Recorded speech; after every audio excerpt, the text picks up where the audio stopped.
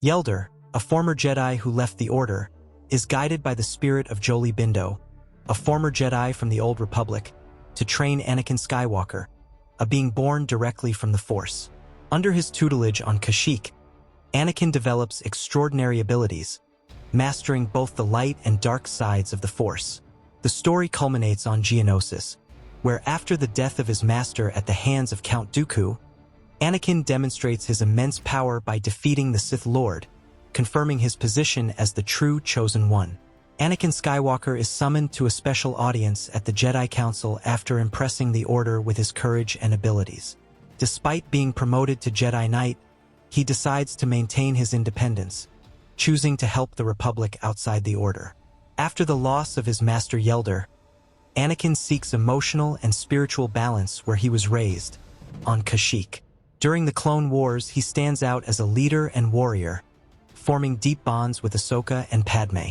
Palpatine tries to manipulate him, but Anakin resists, eventually confronting and overwhelmingly defeating the Chancellor after he executes Order 66, showing all the power he has developed with his master's help.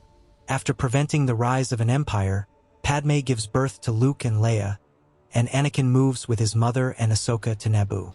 A few days after Luke and Leia were born, Anakin was visited by the last Jedi Masters, Yoda, Windu, and Obi-Wan Kenobi. Walking through the gardens of Naboo, Yoda, Obi-Wan, and Mace Windu updated Anakin on the latest news from Coruscant. The scene was one of uncertainty and reconstruction. The impact of Order 66 had been devastating, and the Jedi were mostly scattered or in hiding, not knowing exactly what had happened or where they should go. Mace Windu explained that the Jedi Order had been almost completely eliminated from the galaxy. The few survivors were being tracked down, but many were still in hiding, fearing new threats. He stressed that the priority was to gather the remaining Jedi to begin rebuilding the Order, now that the threat of Palpatine had been eliminated. Yoda commented that some isolated Jedi didn't even understand what had happened. Many were confused and disoriented, without clear information about the fall of the Chancellor and the end of the persecution. "The mission now," said Yoda, "is to bring light to these Jedi and show that there is hope for the Order." Obi-Wan continued, saying, "With the discovery that a Sith Lord was undercover as Chancellor, the Senate finally recognized the importance of the Jedi Order. They understood that the galaxy needs protection from dark threats like this." He explained that the Senate was willing to support and encourage the rebuilding of the Order, recognizing its relevance as a guardian of peace and justice. Yoda, with his usual wisdom, added, "However, we believe that the destruction of the Order was not in vain. Despite all the suffering, the Force needed to be rebalanced. The collapse of the Jedi Order was part of that process. In order for something new and stronger to emerge, it is sometimes necessary for the old to be destroyed." He continued, "Rebuilding must not be done on the same foundations that supported the old order. We must learn from the mistakes of the past and create something new, with foundations that respect the balance of the Force. It's an opportunity to start again, to do things differently, to do things better." Anakin listened attentively as Mace Windu took the floor and said, "Anakin, we want you to come with us. After much discussion about what happened, we realized that you are the key to this reconstruction.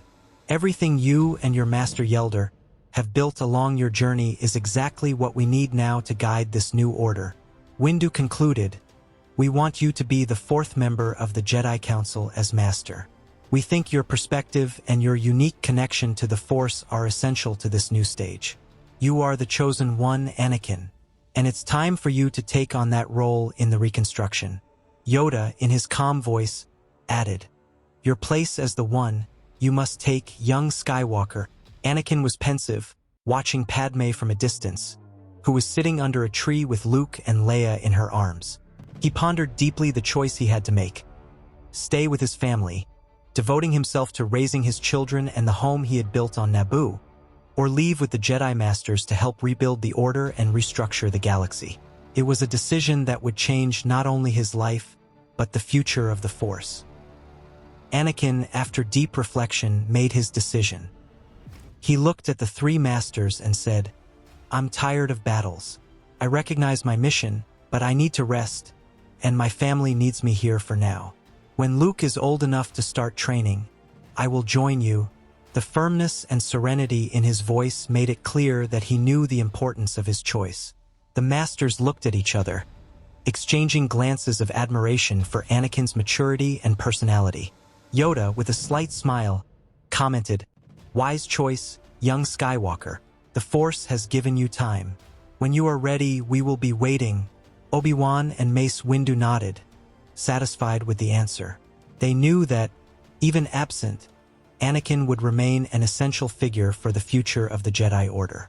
The three masters returned to Coruscant, where they began the arduous work of restructuring the Jedi Order. At first, they followed traditional patterns, but they knew that significant changes were to come, especially with Anakin's eventual contribution.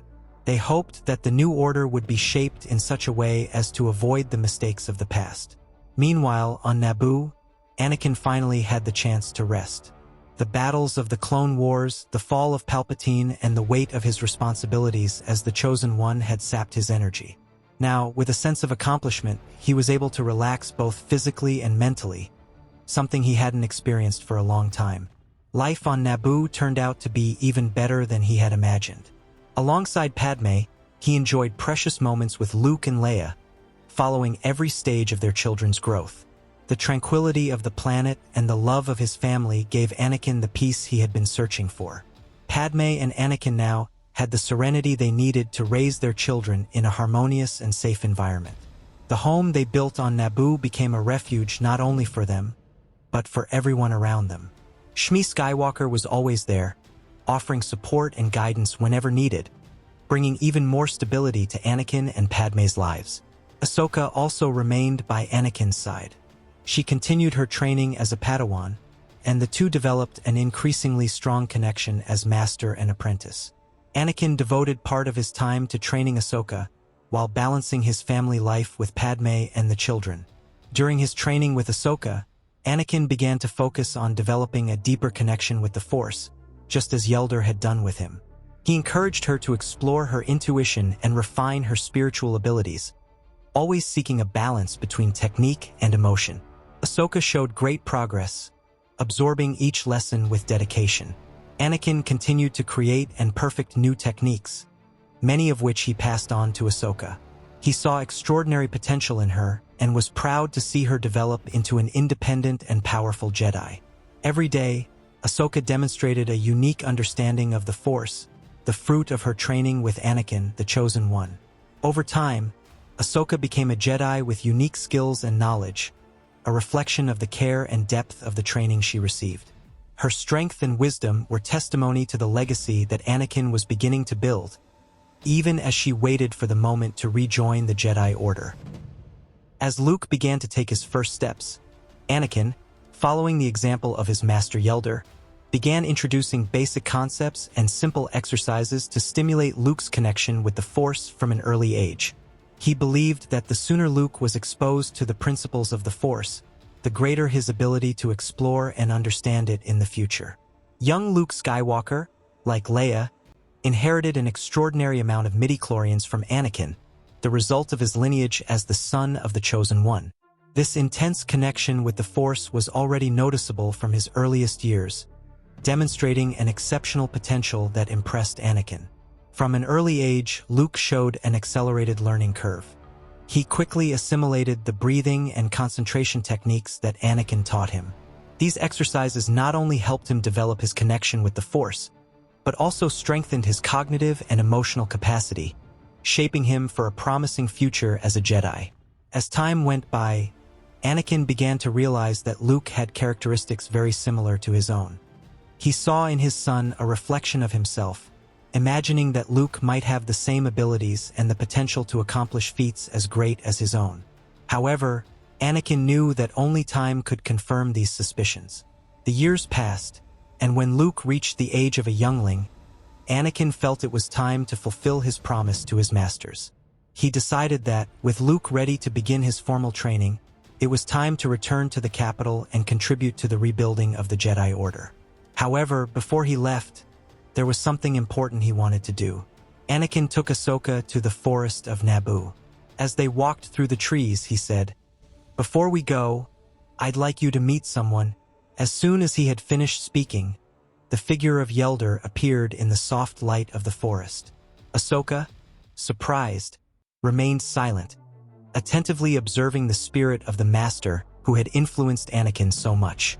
"This is my master," said Anakin in a respectful tone. "He taught me much of what I've passed on to you over the years." Yelder looked at Ahsoka with a serene smile and said, "You've done very well, young lady." Still confused, Ahsoka heard Anakin add, "Now you're no longer a Padawan. As of today, you are a Jedi." Ahsoka was overcome with emotion. She had become the first Jedi formed by the lineage of Anakin and Yelder, representing the beginning of a new era for the Jedi Order.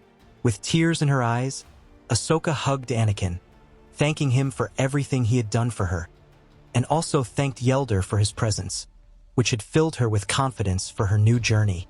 After saying goodbye to the emotional Shmi and Padme, Anakin, Ahsoka, and young Luke left together for Coruscant. The small entourage carried not only the hope of rebuilding the Jedi Order, but also the weight of responsibility for shaping the future of the galaxy. Luke's presence symbolized a new chapter for the Jedi and for Anakin's lineage.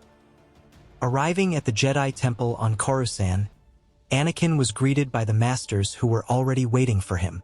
Meanwhile, Ahsoka, now officially a Jedi, was in charge of showing young Luke around the temple, introducing him to the space that would be his new home of learning in the future.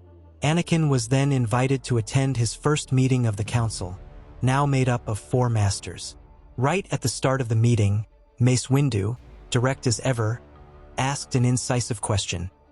"Anakin, if you were the new head of the Order, what would you change?" The question took Anakin by surprise, but he took a deep breath, reflected for a moment and answered truthfully. "I think the philosophical question is the main one. We Jedi are biological beings. We have needs, instincts, and they influence our thoughts and emotions. We must accept that, not fight against it." He continued, "Repression actually flirts more with the dark side than controlled freedom. Repressed instincts can lead, depending on the Jedi's personality, to uncontrollable eruptions that end up throwing them to the dark side. It is essential that Jedi learn to deal with their instincts and emotions consciously." Anakin went further, saying, "I believe that the Jedi must learn to contact and master the dark side, and not run away from it as if it were contagious. That approach only increases fear and ignorance. We must study it, understand it, and, above all, master it." At that moment, Windu and Yoda exchanged curious glances. As a master of the Vapad technique, which transmuted dark force energy, Windu knew exactly what Anakin was referring to. Anakin then mentioned the Vapad directly. "I don't think that the Vapad, for example, should be a forbidden technique. On the contrary, it should be taught to experienced Jedi. Contact with the dark side should not be taboo. It should be part of the apprenticeship of any Jedi who truly wishes to understand and balance the Force."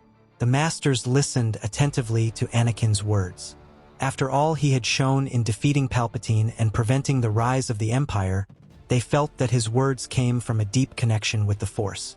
It wasn't just a Jedi speaking, it seemed to be the Force itself manifesting itself through Anakin. Yoda, with his calm, reflective tone, asked, "Very well, young Skywalker. So, where do you suggest we begin?" Anakin, without hesitation, replied, "We can start by teaching techniques that provide a greater connection with the Force. My master and I have developed some, but I believe that each Jedi should also explore and develop new approaches. The Jedi must be Force scientists, studying, experimenting, and creating." Anakin emphasized the importance of continuous learning. The Jedi must learn to make their connection to the Force constantly evolve. This should not be the task of the Council or specific masters alone. All Jedi must contribute to the philosophical and practical development of the Order, strengthening it collectively. He concluded with a bold suggestion. Padawans, from an early age, must have contact with the dark side, but on subtle and controlled levels. They must become experts, true masters in the art of dealing with the dark side, transmuting its shadows into light. This profound knowledge will bring balance to both the Jedi and the Order as a whole. Anakin continued his speech, touching on another fundamental point. Another important issue is living with loved ones. One of the things that helped me develop my abilities was the emotional balance that my mother's presence brought me. Even though I saw her less often as the training progressed, I knew she was fine, and that gave me greater peace of mind. This stability allowed me to go deeper into my training without distractions. He continued, "Now, imagine a child who is taken away from their parents at an early age. For many, sensitivity to the Force can be more of a curse than a benefit. They carry the weight of a gift without the emotional support needed to balance it. Why choose between family and the Jedi Order? Why not allow both in a balanced way? After all, isn't balance what we seek as Jedi?" The Jedi Masters, especially Mace Windu and Yoda, exchanged puzzled looks. Anakin's words went against the practices followed by the Order for centuries, but at the same time they made sense. He spoke with unquestionable propriety, based on his own experience and the exceptional results he had achieved both in combat and in developing his powers with the Force. It was then that Obi-Wan, breaking the silence, said, "Anakin, as we have said before, we believe that the prophecy is correct and that the Force seeks balance through you.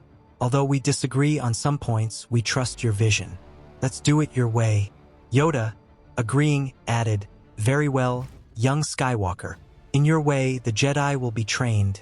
With that, the few surviving Jedi and younglings, including Luke, began the new training under Anakin's leadership. This new approach promised to transform the Jedi Order, bringing a more balanced vision connected to the needs of each individual. Anakin felt that he was beginning to fulfill the role for which the Force had destined him. Ahsoka, on the other hand, was not part of the training as an apprentice, since she had been trained directly by Anakin. She did, however, act as an instructor, helping the young Jedi learn the techniques and principles she had already mastered for years. Her experience with Anakin's method made her a key player in the training of the new Jedi. More than 10 years had passed and the new Jedi Order had grown significantly, both in numbers and in prestige within the Senate and the Republic. Under Anakin's leadership, the Jedi had restored their position as the guardians of peace in the galaxy. Respected and admired for their power and wisdom, the Jedi Council also underwent changes. It now had 5 members, including Ahsoka, who had become an experienced Jedi and was elevated to the rank of Master.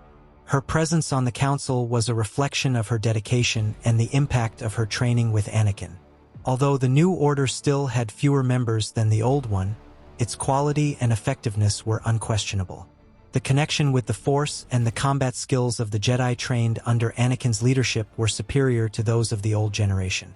Each member demonstrated a unique balance between power and wisdom, making the new order an incomparable force in the galaxy. Among the Padawans of the new Jedi Order, one name stood out in an extraordinary way: Luke Skywalker. From an early age, his combat power, his connection to the Force, and his natural capacity for leadership drew the attention of all his masters. Luke showed an innate talent, a clear reflection of his lineage as the son of the Chosen One. Under Anakin's tutelage, Luke developed impressive skills and a deep connection with the Force, very similar to those of his father at the same age. He seemed to master complex techniques with ease while maintaining serenity and emotional balance, something that Anakin always prioritized in his training. The Council Masters began to see Luke as a direct continuation of Anakin's legacy. For them, it was as if the Force had created its own lineage through Anakin and Luke, ensuring that balance and peace were maintained in the galaxy. He represented the hope of a bright future for the Jedi. As well as learning the techniques that Anakin and Ahsoka had mastered, Luke began to develop his own skills and methods. As Anakin always encouraged, Luke didn't just reproduce what he learned. He explored new paths, broadening his understanding and deepening his connection with the Force in a unique way. Even with his intense training routine, Luke often visited Naboo to spend time with his mother, Leia, and his grandmother, Shmi. Anakin made sure that Luke had these moments of pause and tranquility, as he believed that emotional balance was just as important as mastery of the Force. He wanted Luke to grow up not only as a powerful Jedi, but also as a balanced and upright person. These frequent visits to Naboo and spending time with his family were not exclusive to Luke. Other Padawans also had the opportunity to visit their homes and spend time with their loved ones. This practice, introduced by Anakin, gave the new generation of Jedi a much greater emotional balance, enabling them to cope better with adversity. One day, somber news reached the Jedi Council. Ahsoka, on one of her missions, had discovered something that seemed impossible to believe. Palpatine, even after his death, was still a threat. During his time as ruler, he had gathered young people with a sensitivity to the Force and trained them to become inquisitors, whose sole purpose was to hunt down surviving Jedi after Order 66. Ahsoka revealed that Palpatine had left clear instructions that, should he be defeated, these inquisitors should retreat to a safe place and continue their training in secret.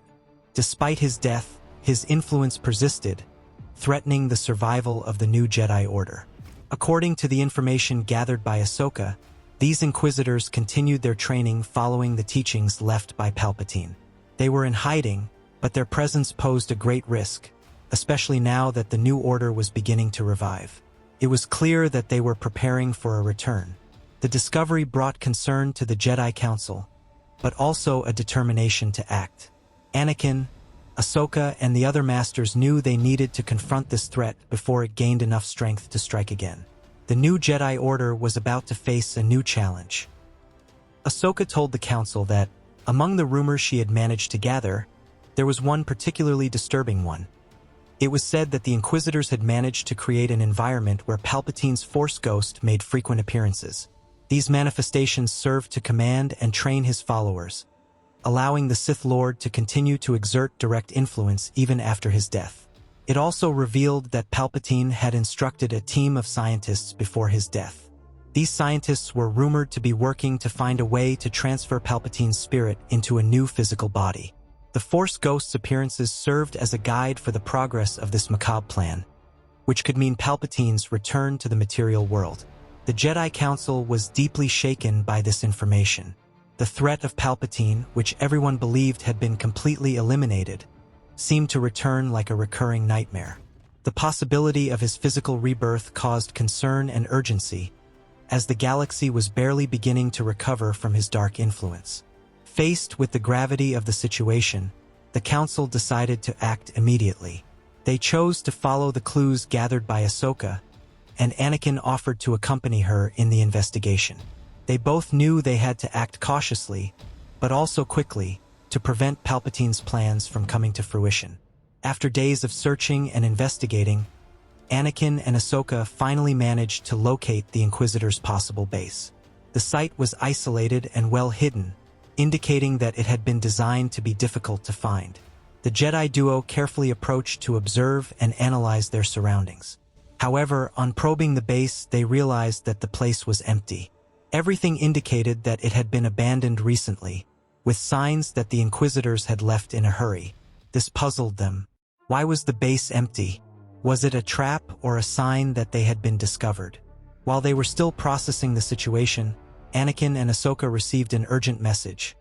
The Jedi Temple on Coruscant was being attacked by Inquisitors. The news left them incredulous. How did the Inquisitors know they were being investigated, and why had they chosen to attack the temple now? It was an unexpected and daring move. Without wasting any time, Anakin and Ahsoka hurried off to Coruscant. During the journey, they tried to understand the logic behind the attack. Was it a distraction from something bigger, or an attempt to weaken the new order while it was still getting back on its feet? Questions plagued them as they hurried to return. When they arrived at the temple, they found the battle already in its final moments. The Jedi were fighting valiantly to repel the Inquisitors, who had caused significant damage, but seemed to be being defeated. Ahsoka quickly joined the fight, while Anakin set off in search of Luke, his Padawan, fearing for his safety. Anakin found Luke in a strange and disturbing situation. He was facing a Jedi of the Order and, just as Anakin arrived, he saw his Padawan disarm her with impressive skill and precision. The scene left Anakin suspicious and confused. Who was that Jedi? And why did Luke seem involved in such an intense fight? The tension in the air was palpable, and Anakin knew there was something much bigger behind it all. When Luke saw his father enter the room, he pointed at the unarmed Jedi and exclaimed, "It was her! She's an Inquisitor, Palpatine's servant." The revelation surprised Anakin, but he soon realized that it made sense. The infiltrated Jedi was one of the Force-sensitive children Palpatine had recruited before his death. Now an adult, she had infiltrated the new Jedi Order during its reconstruction, serving as a spy and passing crucial information to the Inquisitors. Anakin, without hesitation, took up his saber and instructed Luke to take the spy to a confinement room inside the temple, where she would be interrogated by the Council. He knew he had to help in the fight to protect the remaining Jedi, but he trusted Luke to handle the situation responsibly and safely. On reaching the main area of the temple, Anakin found the battle almost over. Although the Inquisitors were outnumbered, they had brought advanced weapons and equipment, which had caused many casualties among the Jedi. The scene was bleak, with the temple scarred by destruction and the sacrifice of many members of the Order. When the fighting finally ended, the Jedi Council met to interrogate the prisoner. The spy, aware that there was no escape, began to speak. She revealed that, after being discovered by Anakin and Ahsoka, the Inquisitors knew that their base would not be safe for long.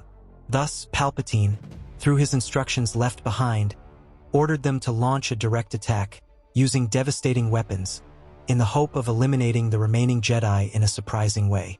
The prisoner's confession made it clear that the Inquisitors' threat was not over and that, even after Palpatine's death, their influence continued to haunt the galaxy. The Council realized that they were facing an enemy that was not only persistent, but also seemed impossible to eliminate once and for all. The Jedi began to understand that the advanced techniques and deeper connection with the Force that they had been developing in recent years under Anakin's leadership were essential preparation for facing this new threat.